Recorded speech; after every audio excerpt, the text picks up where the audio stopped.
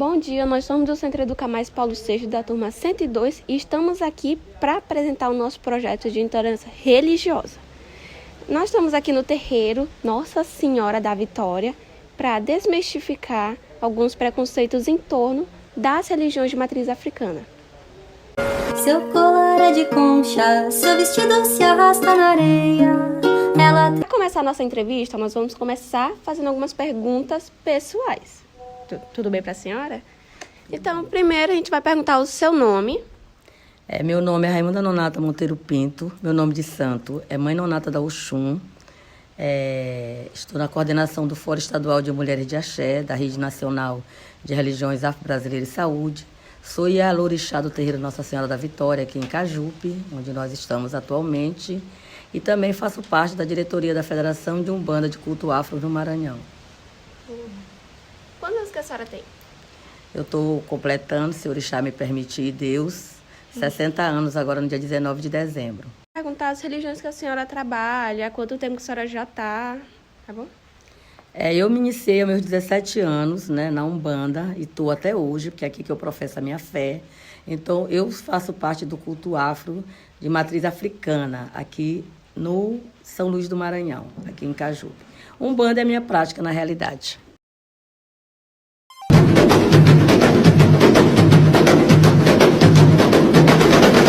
Chamou a sua atenção na religião? Você sentiu algum chamado para a religião? Ou tinha alguém que era da religião e te chamou a atenção, que fez você se interessar por ela?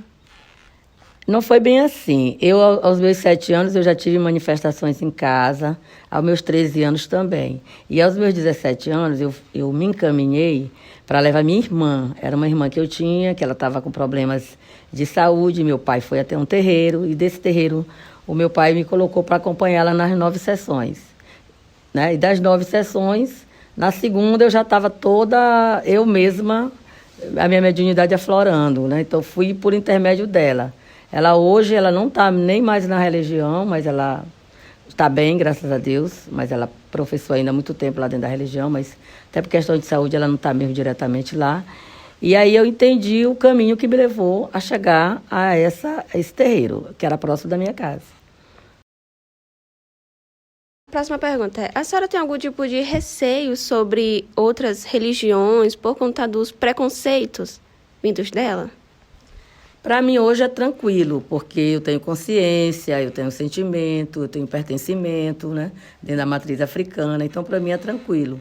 Mas sim, eu estou sempre trabalhando isso nas outras pessoas, nos adeptos, nos novos, porque realmente a gente sofre intolerância, na verdade a gente sofre crimes gravíssimos de racismo dentro do preconceito de matriz africana, de macumbaria, feitiçaria. As pessoas colocam isso tudo na mesma panela e aí começam a fazer um julgamento precário. Então, o que eu observo em outras religiões é que a gente deveria manter, sim, esse contato de pacífico, porque o que é sagrado para mim pode não ser para eles, mas é sagrado para mim.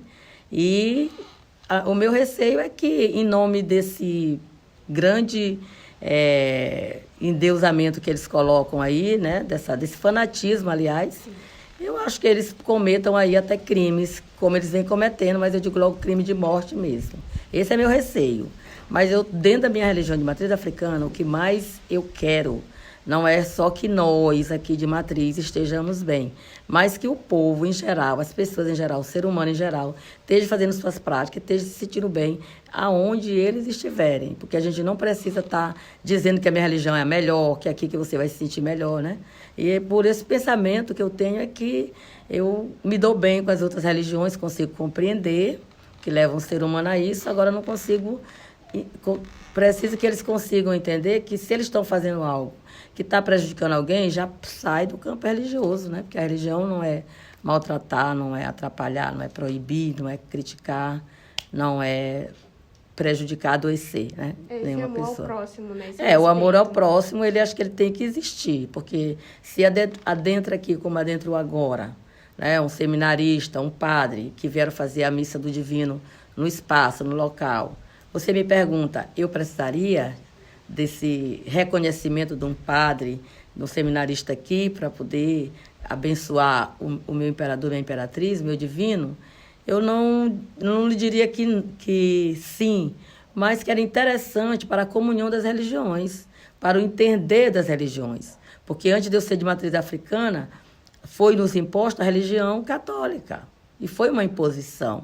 Da mesma forma que foi a escravidão, né? Que eles falam em diáspora, eu nunca vi diáspora existir sem liberdade. Então foi opressão mesmo, né? Para estarem aqui.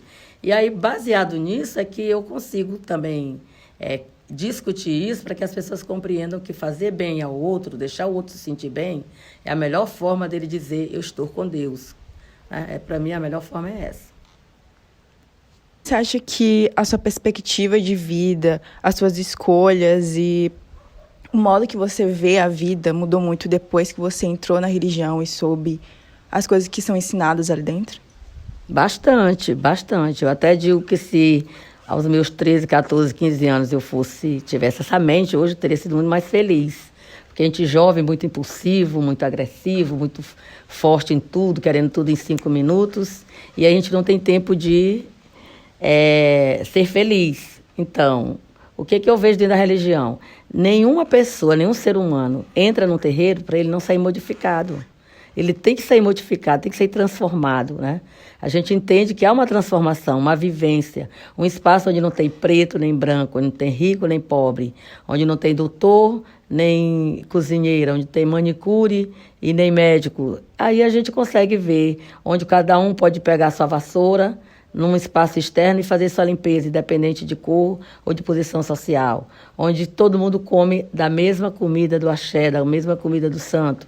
Então, eu entendo que isso tem que ter transformação, porque o terreiro é um espaço de cuidado. E se você cuida do outro, você começa já a sentir uma necessidade de mudança. Aqui a próxima pergunta. A senhora disse que a senhora tinha receio dos preconceitos porque eles poderiam ser... Perigosos. As pessoas poderiam cometer crimes por conta deles, né? Então, a senhora alguma vez já teve receio de estar usando, assim, roupas, os guias em locais, assim, públicos por conta desse medo, desse receio? Como eu falei, eu enfrento, né? Eu melhorei a minha cabeça, falei com o meu orixá, enfrento. Mas dentro de um ônibus, porque eu ando de ônibus, de moto, a pé, de carona, de todas as formas eu me locomovo. Então, dentro de um ônibus coletivo, sim, porque entra muita gente que é de outra religião, que estão pregando, eu já me identifico, que eu ando assim, né? Com meus filhos de conta. Então, claro que eles estão falando, eles começam a me olhar, eles já percebem que eu sou de religião, eles começam a direcionar falas a mim, né? E eu, assim, da minha posição, como conheço meus direitos, me defendo, certo? Mas quem não conhece o direito, no outro dia vai embora, até quer desistir da religião, porque se sente discriminado, coisas assim. Então, meu receio realmente são das práticas, que elas venham a ser fatais. Porque uma discussão dentro de um coletivo, eu sempre aprendi que da discussão vem a agressão e da agressão vem o crime. Então, uma discussão dentro de um coletivo, ela pode realmente envolver muitas pessoas que não estão nem envolvidas naquela situação, tomarem partido e criar-se realmente uma situação agravante, né? Isso me preocupa. E uma das coisas que me preocupa também são as questões de algumas religiões neopentecostais, que botam carro de som dia de domingo, que vão para a porta do terreiro, discretamente ou diretamente, e lá ficam falando muitas coisas, falando sobre o demônio, endemonizando a religião, e que alguém dali, porque um espaço de terreiro, ele tem ali, no mínimo, ele tem 15 pessoas. Sair essas 15 pessoas e criar um tumulto fatal, vamos dizer assim, cometer realmente uma agressão física que venha causar um crime. Isso me preocupa. Sim. De todo esse seu tempo assim, qual foi a situação mais absurda que já aconteceu assim com a senhora, com os outros, por conta da sua religião?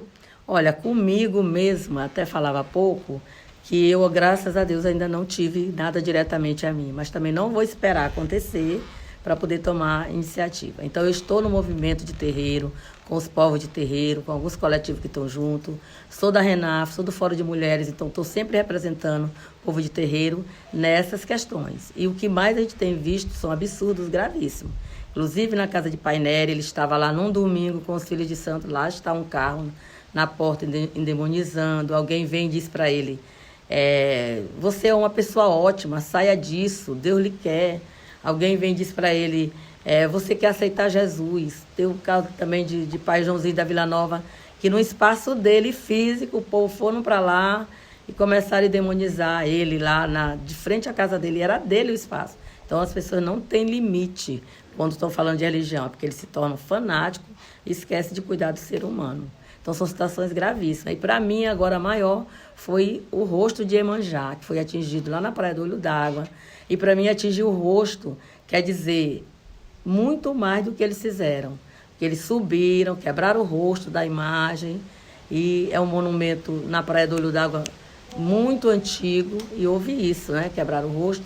A gente foi a todos os lugares que a gente pôde ir, Ministério Público, promotoria, fomos ao governador, fomos em todos os lugares para que seja refeito essa situação. E a única coisa que nós conseguimos hoje é que a imagem esteja recuperada e a promessa de que vão refazer a praça de uma forma mais segura, inclusive com câmera de segurança. Destruir o rosto é uma coisa assim, porque tira a dignidade, a identidade, né? Isso, por isso que a gente pensou no rosto, atingir uma mulher no rosto, né? Porque é uma entidade feminina que representa nós mulheres. Ela ainda tem ainda um toque da negritude, não é isso? Porque ele não foi totalmente negra como eles botaram. Mas o artista, quando ele fez, ele pediu uma opinião se ele podia botar uma aparência de uma mulher da Baixada, por exemplo, que nos representa. E aí a pessoa sobe, quebra o rosto. Eu acho que aquilo foi para machucar mesmo as mulheres, machucar a religião, né? Para dizer, porque Iemanjá, ela é cultuada também no catolicismo, com algumas pessoas que têm simpatia, que gostam, que levam uma rosa, que não estão dentro do terreiro, mas que levam uma rosa, levam um perfume, levam uma essência para ela na praia, nas águas. E isso tudo incomoda muito mais os neopentecostais do que os católicos, né? Só os muito ferrenhos, mas incomoda. E eu sou devota de Iemanjá, cuido dela há muito tempo. Essa imagem que aconteceu isso mexeu muito comigo, porque nós fizemos um trabalho grande lá na Praia do Olho d'Água para tirar ela da terra, para conseguir colocar ela no bolo que estava lá. E aí veio a litorânea, passou, mas nós conseguimos também ganhar uma nova imagem. Então, quando fizeram isso agora, foi assim, mexeu muito com a gente, porque foi um esforço grande a gente manter aquele símbolo, né? Aquela imagem lá que para nós é sagrada, para outros pode ser só gesso e barro, como eles dizem, mas para nós é sagrada. Você podia falar como foi a sua visão antes de entrar na religião? E por que você acha que essa endemonização da religião acontece, de ligarem isso tanto a uma coisa que não é boa dentro da religião deles, que é o demônio, né? Eu acho que o demonizar, ele está exatamente para poder você conseguir levar o seu Deus para cima. Então, você tem que demonizar, né? Tem que demonizar outra religião para que a sua seja melhor. E nós viemos desse processo escravagista mesmo, né? E onde os negros antigos, nossos ancestrais, eles tiveram que fazer muitas coisas para eles conseguirem chegar aonde eles chegaram e nos deixar esse legado. Aí deles que não fizesse isso, que a gente não conseguiria. Então, quando eles fizeram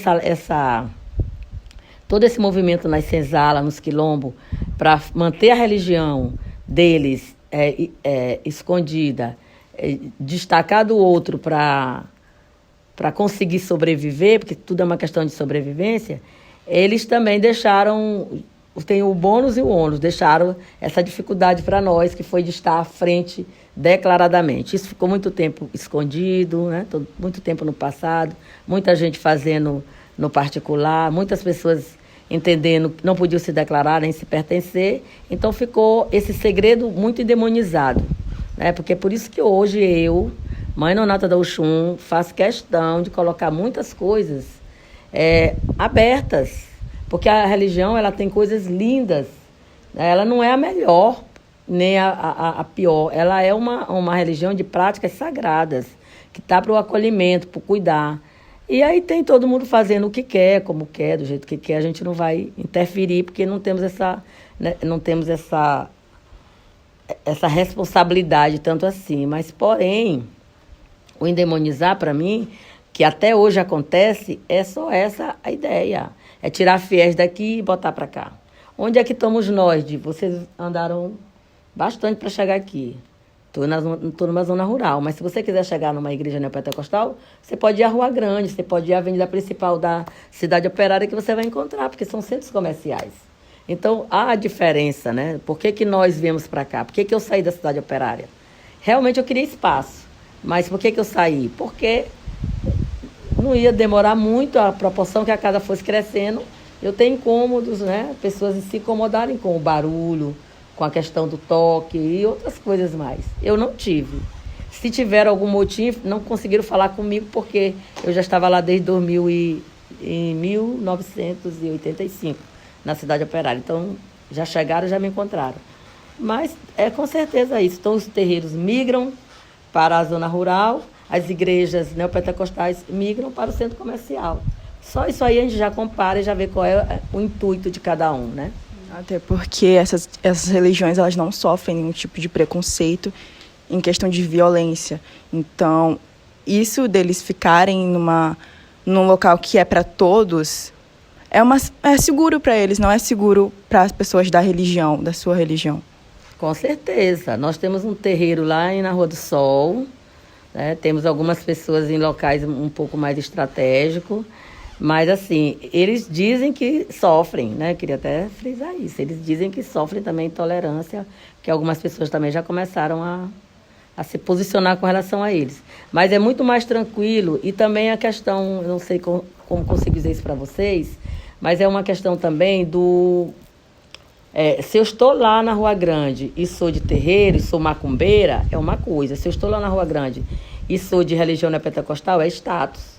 Certo? Então, com essa separação, é mais seguro para eles estar ali. Porque até um lojista daquele, onde estava? Estava na igreja. Então, está tudo bem. Onde estava? Estava no terreiro. Está fazendo mal, está matando, está atacando. Certo? Essas diferenças que a gente tem que estar observando e se cuidando e garantindo nossos direitos. Senão, não ganhamos nada se não brigar. Uma pergunta que eu acho que é muito importante a gente saber, as pessoas saberem, você acha que a religião é para todos?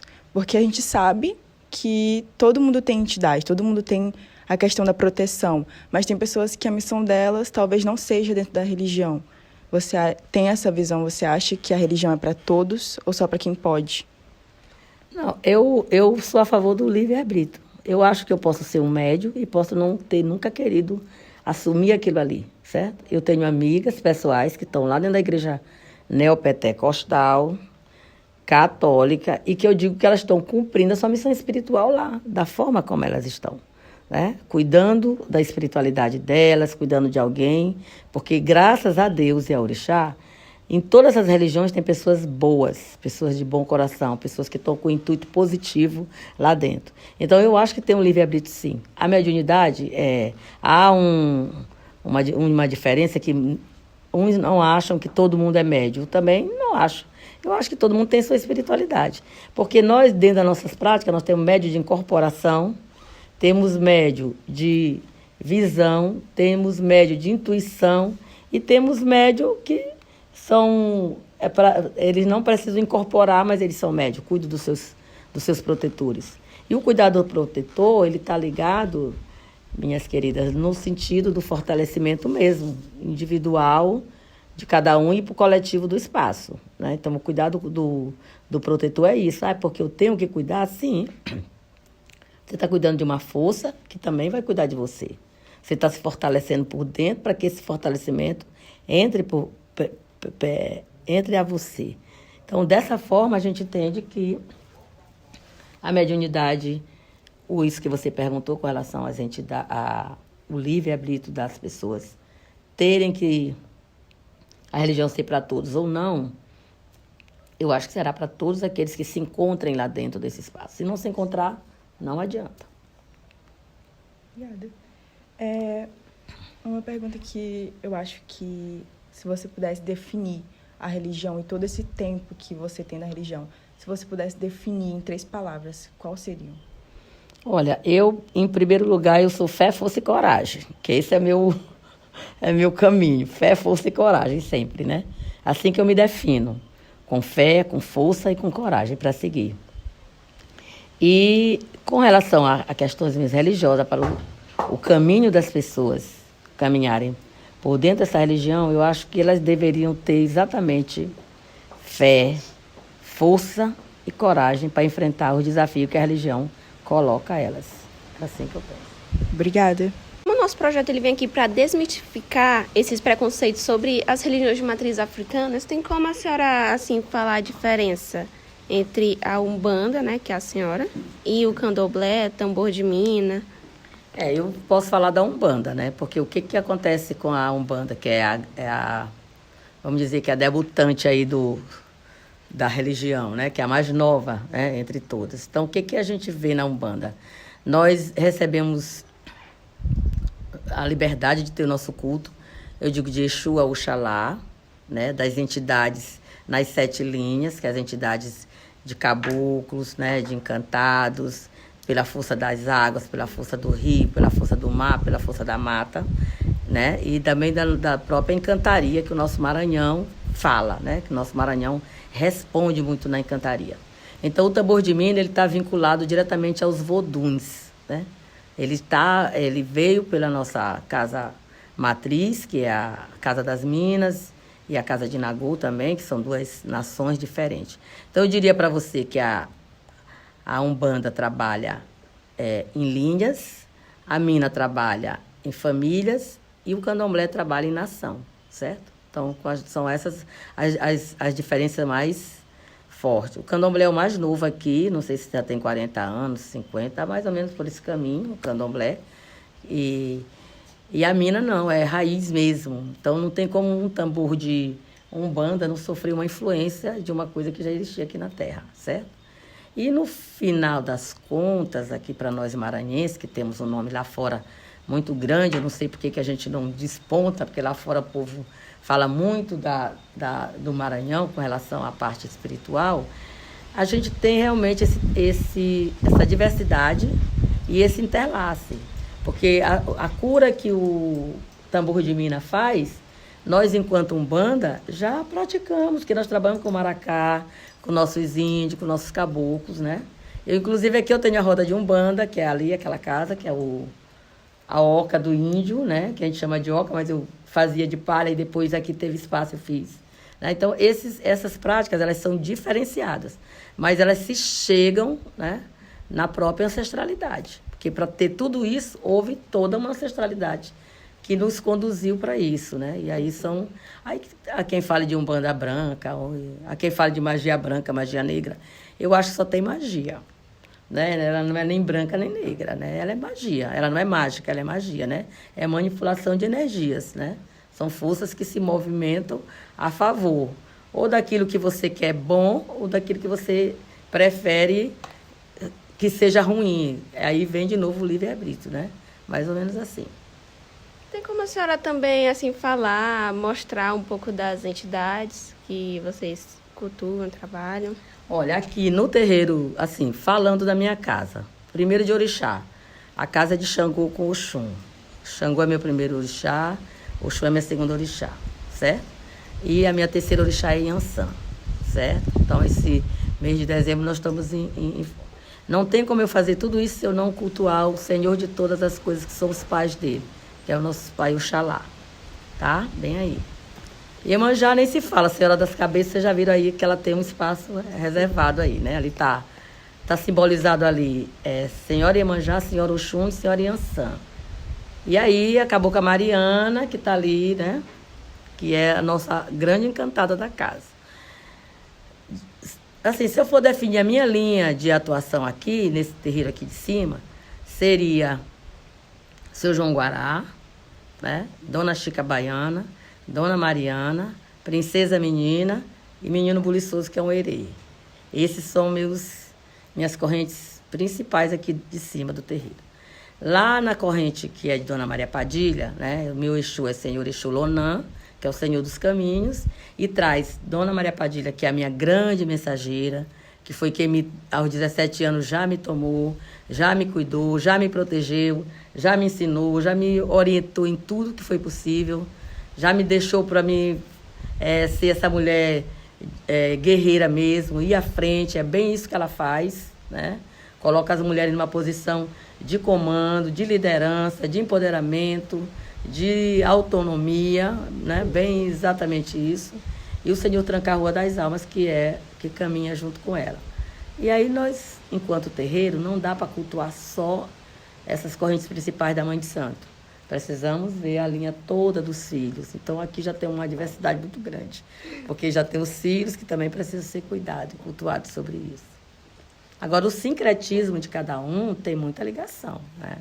No caso, o Oxum, que é uma Nossa Senhora, ela não é, mas aí a gente sincretiza com Nossa Senhora. Então, não tem como não olhar Nossa Senhora da Vitória e não ser uma Oxum. Nossa Senhora Aparecida e não ser uma Oxum, que é a mãe, né? A grande mãe, a força das águas. E aqui a minha duas ligação é Nossa Senhora do Carmo, que é 16 de julho, e Nossa Senhora da Conceição, que é 8 de dezembro. Aí é o Oxum da casa. Nossa Senhora dos Navegantes e das Candeias, eu ligo com Iemanjá, que é em fevereiro, 2 de fevereiro. Eles têm todas as datas deles, né? O calendário é de janeiro a dezembro. A gente vai fazer uma reunião agora para ver o que a gente deixa interno e externo, porque tem hora também que atravessa muito, né? Fica muito forte. Mas deixar de fazer a gente não vai. Mas algumas coisas a gente vai deixar só interno e outras externo. Porque assim, cada festa, cada obrigação externa, ela necessita de uma interna. Né? De uma saudação, de uma louvação, de uma oferenda, de um preparo, né? Então aí a gente sempre, para ter 4 externas, teve 4 internas também, para poder cuidar das coisas. Só nós, só o povo da casa. Vai agradecer, tá? A sua participação, a sua colaboração. Por ter recebido a gente aqui. Sim. Me interessa muito, né, que as pessoas... Porque o que é que eu quero? O que é que nós da religião necessitamos? É dar visibilidade, certo? É desconstruir muita coisa que está construída erradamente. E é isso que eu tenho falando também para as mulheres, que nós precisamos desconstruir muitas coisas que os homens construíram em nosso nome, né? Então, a gente precisa desconstruir isso. E a gente só vai poder desconstruir se a gente tiver esses momentos. Pessoas interessadas, escolas, alunos. Eu queria até aproveitar para falar para vocês que dentro do das nossas lutas, nós ganhamos no ano que o Paulo Vetter ficou governador por um momento, ele foi a grande chave. Ele foi lá e assinou um decreto que a gente queria muito que ele fosse assinado, que ele é institucional. O que nós queríamos com isso? Falar para o povo da saúde que se eu chegar lá com meu fio de conta e eles quiserem me atender, eles não têm que tirar meu fio de conta, eles não têm que arrebentar meu fio de conta, porque isso faz parte da minha fé, da minha força. E eu posso me sentir muito mais vulnerável sem ele, na hora que eu estiver atendida, do que com ele. Então, eles têm que ver uma forma de manter aquilo perto de mim, e não de arrebentar, rasgar, cortar, como eles fazem. É dizer ao povo da educação, lá na escola, que se eu chegar lá numa sexta-feira e não puder usar a farda nesse tom, preciso usar branco porque eu estou em preceito, eles compreenderem. Eles entenderem que meu pano de cabeça não é um boné, não é um adereço, é uma coisa sagrada para mim, que eu estou cuidando, cobrindo meu ori, para que ele não seja exposto a ações negativas. E tudo isso foi colocado no papel, foi feito em decreto, tem uma lei aí que nós estamos só precisando implementar. E quando a gente fala em escola, em hospital, a gente não está falando só para quem vai ser atendido, mas para quem também trabalha lá. Tanto o zelador, que muitas vezes é de religião, que não pode dizer, que não pode comer, porque tem comidas na famosa merenda escolar que não são favoráveis, e aí a gente não pode estar falando de nós lá. E às vezes a gente é obrigado a estar em momentos de culto, de falas, de falas que só representam uma religião, né? Então, eu acho assim que na hora que a gente vai em todos os lugares e acha uma Bíblia aberta, eu gosto da Bíblia. A Bíblia é sagrada, né? São as palavras que deixaram lá, né? Colocaram lá. Porém, não é só isso que vai me preencher, porque vai precisar de mais algo. Então, o padre veio aqui, rezou a missa dele. Pediu o final, eu ajudei ele. No final, tive que cantar o hino da Umbanda, para mim dizer para ele o que é que eu canto no final dos meus cultos. Aqui, como eu faço meus cultos no início e como eu faço no final. Mostrar para ele que a gente pratica paz e amor. E outra coisa, eu quero mostrar também para ele, para o mundo, para outras pessoas, que o nosso cultuar é fazer as pessoas se sentirem bem. Eu não posso terminar um tambor, um toque de tambor aqui, deixando todo mundo cansado, acabado, sem energia. Não, é todo mundo para cima, vamos embora. Sobe aí, vamos renovar, porque a gente está aqui trocando energias, fortalecendo energias. Então, tudo isso a gente precisa dizer, porque senão a gente é mal interpretado. A bebida tem a bebida, né? Mas a bebida é um elemento. Ela não é o responsável por tudo, certo? É um elemento. A comida também tem que ter. Isso nós somos muito nessa questão da comida. Quero mudar, mas não consigo. Mas a gente é muito isso. O povo de terreiro é muito comer junto, rir junto, brincar junto, se juntar e até beber junto, porque é uma questão de comungar mesmo, entendeu? É desse entender. Então, tudo isso que a gente vem trabalhando, lutando, seguindo lutas outras, né? Porque não foi eu que cheguei aqui agora, outros já chegaram antes de mim, já fizeram sua parte. É sempre na intenção de desmistificar isso. E com a internet, isso tem muito forte, que tem muitas coisas que são totalmente, que não tem a ver com a religião, mas que estão na internet. E aí, com isso, as pessoas aproveitam e comparam. E o que você mais teria medo é quando você não tem informação, não tem conhecimento. Então, a gente precisa estar passando esses conhecimentos, essas informações, vindo de pessoas que, pelo menos, tenham noção do que estão falando, para que as coisas aconteçam de outra forma. É por isso que eu agradeço, me sinto privilegiada de estar aqui nessa fala com vocês e digo que um dos meus interesses também é que isso venha mesmo Isso é a minha aposta, né? Porque uma conversa informal agora é que a gente distribui bombom de Cosme e Damião para uma fila quilométrica e daqueles que estão naquela fila quilométrica que receberam o bombom, se você não der nenhuma palavra, eles vão se tornar um intolerante breve. Né? Então, até hoje o bombom serviu. Daqui a 20, quando ele tiver com 22 anos, 30, ele já é um intolerante, já disse que aquilo é macumba, já cria muitas situações. Então, eu venho falando com o meu povo, com quem me escuta, para dizer isso, gente, a gente precisa estar dando fala, a gente precisa estar colocando as coisas. Porque só dizer a minha festa foi linda porque teve 300 pessoas recebendo bombom, e dessas 300, 100 vai nos atacar breve, não tá bom. A gente precisa dizer, passar informação, passar conhecimento, né? Você olhar um terreiro de Exu e você olhar uma pombogira ali, não, tô com medo. Não, por que o medo? Aqui tem criança que brinca aqui dentro do terreiro, e eu falo isso para elas, não vamos brincar, porque isso é prática de criança, né? Fazer medo um para outra, correr, não é assim? Né? Mas eu digo, não vamos brincar nesse aspecto, porque aqui não tem nada que faça medo. Aqui tem coisas que possam, só proteger, ajudar, não tem nada que faça medo. E a gente vai colocando isso, o que é uma cabaça, o que é um ferro, o que é o cantar, né? Para que as crianças consigam ver de outra forma. Senão, eu tenho uma neta de 9 anos que se começarem a perturbar ela na escola, ela vai ter problema na escola. E agora, graças a Deus também, a gente está muito mais em condições de denunciar, que eu acho que essa é a nossa maior arma, né? É a denúncia, né? É denunciar mesmo. Mesmo que a gente ache que não deu em nada, mas a gente vai denunciar, a gente vai fazer o boletim de ocorrência, vai dizer o que está acontecendo e se defender, né? Porque uma das minhas preocupações são as crianças que são vulneráveis, são as mulheres, são jovens que nem vocês, que estão sob a vulnerabilidade masculina, a vulnerabilidade religiosa de muitas pessoas que querem, em nome de um bem, fazer um grande mal, né? E quanto mais vocês souberem, mais vocês estão informadas, menos perigo vocês correm. Até porque o preconceito é justamente isso, é a falta de informação, é o receio de algo que você não conhece. Entende? Então, a nossa missão hoje é justamente desmistificar isso e dar informação para o preconceito não ocorrer, entende? Então, eu agradeço muito a senhora por ter recebido a gente hoje. A senhora ajudou muito a gente em explicar a Umbanda, em falar sobre isso. Então, eu agradeço todo mundo que está aqui hoje, a professora por ter dado essa ideia. Eu agradeço muito, porque eu sou da religião e muitas dessas perguntas foram coisas que eu vivi também. a questão do preconceito e como a senhora lida com isso também foram coisas, porque é questão de vivência, é o que a gente vive muito.